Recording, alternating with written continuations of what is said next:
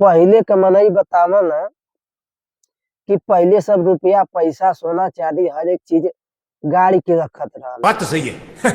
और 10 साल 15 साल 20 साल बाद जब मिलत रहल तो के सब कहत हल गड़ल धन मिलल। और कई जगह सुनले मिलल और सब एठे उम्मीद पाल के बैठल रहा कि काश कहीं गड़ल धन मिल जात और काम न करे के पड़त, बैठ के आराम से खइते। हमहू थोड़ा यह सोचत रहनी कि कहीं सही मिल जात तो हमहू के थोड़ा आराम मिल जात, अच्छा।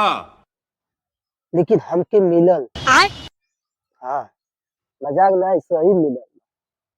लेकिन सोना चांदी नहीं मिल पौले, तोबा तो तोबा तोबा पैसा मिलल थारा बा। मूड खराब कर दिया। हाँ, लेकिन समस्या ई बा कि पैसवा पता नहीं भजी कि नहीं भजी।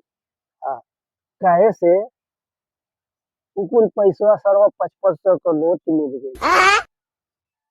अब दिक्कत ई बा कि गड़ल धन के खुशी मनाई कि उ पैसवा भजी ना, एकर दुख समझी ना।